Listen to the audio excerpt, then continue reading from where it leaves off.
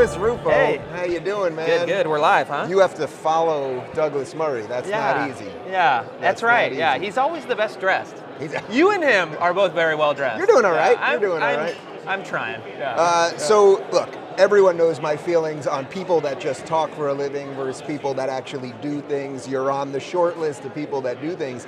You've really started getting some wins against critical race theory. It's pretty freaking impressive, man. That's right. Yeah, we've gotten wins in the policy sphere.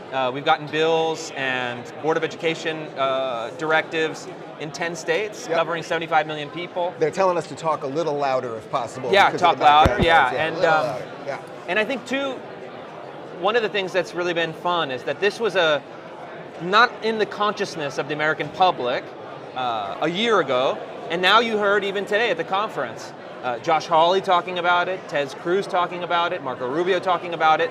The people who are in positions of high politics have absorbed the information, the praxis, the language that we've uncovered and created in the last year, and it's turning into a political issue because people care about it. You know, when you actually talk about parents, families, real people, this engages them at that emotional level. Yeah. And when you connect with that, the sky's the limit. In a weird way, was it almost a blessing in disguise that they started coming after kids now the way that they did? That of course we don't want that to be, but you see what's going on in Virginia right now, and it's like, maybe it's going to be critical race theory and McAuliffe, who keeps saying that parents don't have a right to be involved in their children's education. It's so over-the-top bananas that a guy like you must be like, thank you, Terry McAuliffe, I appreciate it. Yeah, and the numbers are pretty stunning. You have 2 months ago, Glenn Youngkin pivoted his campaign. He made critical race theory his closing argument. And then all of a sudden, once he started talking and connecting with people, you see that the issue among voters goes to number one. And then you see a 42-point shift in those voters towards Youngkin because he's connecting with something that matters, and then aided by McAuliffe's gaffe, where he's saying parents should not be involved, parents should be out of the classroom. Crazy. And then you see, wow, this is a gaffe that reveals his true thing, he's gonna walk it back. He doubled down.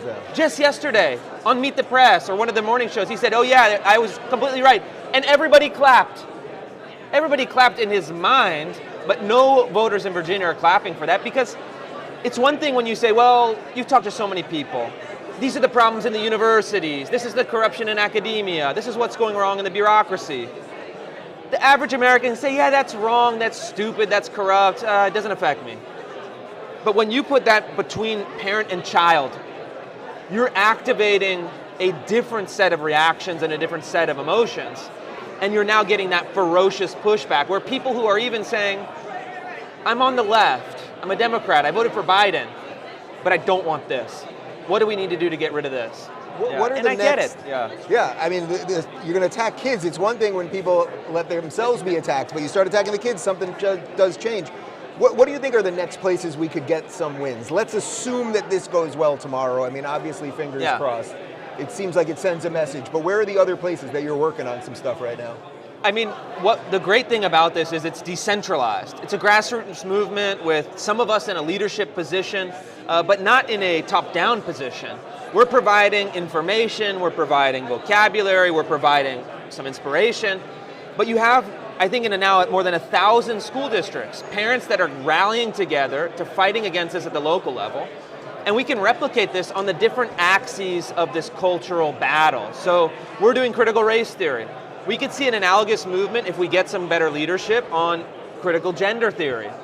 We can see an analogous movement on all these different axes or verticals of these cultural battles that are starting to seep into mainstream culture, that are starting to affect people directly.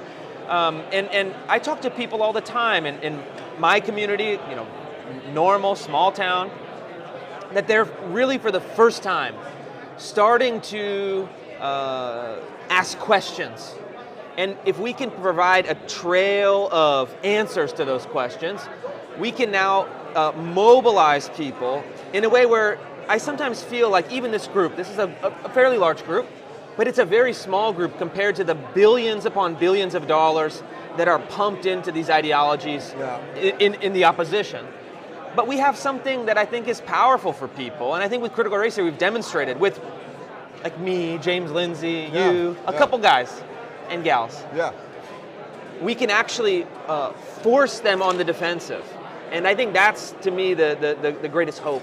Right. Is that a small group of people with a fierce commitment to the truth, with a sophisticated strategy to subvert this stuff, can move the needle. That's why they hate you so much, because you're going on the offensive. And yeah. Rufo's you can't do this. He's weaponizing truth. He's attacking us. We're the ones that are supposed to be attacking. They're used to a pathetic defensive strategy. Well, we're going to protest this. We don't like this. But eventually they know they're going to fold. And what are we defending at this point? Yeah. The territory is so limited. I think we have no choice but to actually go on offense.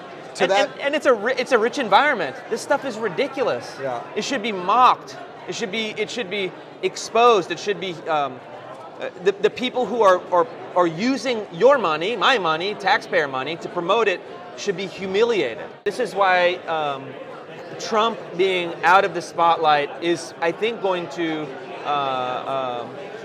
provide a new space for some of this discussion. Because they can't just say, well, Trump bad. Trump's gone. Trump's on the sidelines. For now. But let's really kind of dig into the issues. Let's dig into the substance of it. That's not a useful kind of brain-sucking device. Trump, People are thinking, and with Bill Maher, I mean, we have to just point out logically. You have the premise. Like, the conclusion is built into your premise. Yeah. Like, you don't have to be a Ted Cruz supporting Republican, but just cross off the line to say we don't want this. Right. Just cross that line. He's close. And ironically, Bill Maher would be welcomed at a conference like this. A lot of people would say, hey, we disagree with you a bunch of stuff, but they love him. Yeah. All right, that is the message to Bill Maher and the remaining liberals. Be like this guy who went all the way, and you're actually changing the world, man. All right. Great stuff. Thanks. If you're looking for more honest and thoughtful conversations about politics instead of nonstop yelling, check out our politics playlist. And if you want to watch full interviews on a variety of topics, watch our full episode playlist all right over here. And to get notified of all future videos, be sure to subscribe and click the notification bell.